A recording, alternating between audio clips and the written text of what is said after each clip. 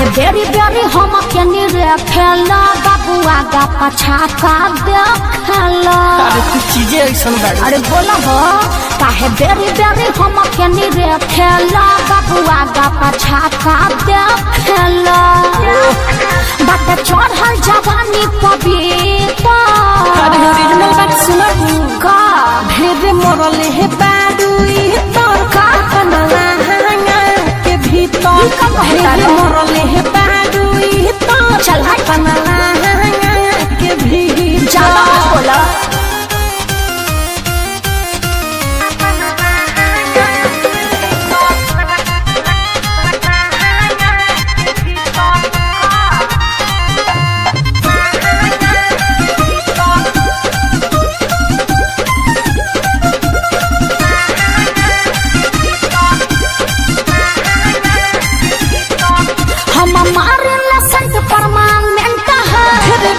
जवानी में ढेलता हो ज्यादा बढ़ चढ़ के मत बोला।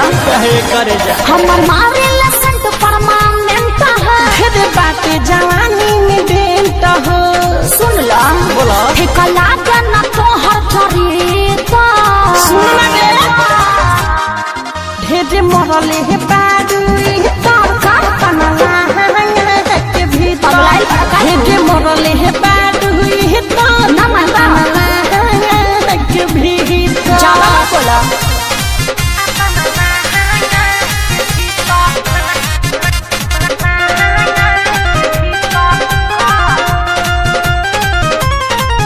आज लागो पेट्रोल टूटी हो मजा मीठू के संग लूटी हो। अरे इतना चक्रा में पावर बाबू। आज लागो पेट्रोल टूटी हो मजा मीठू के संग लूटी हो। अच्छा कृष्णा बड़ा बड़ी चीटा।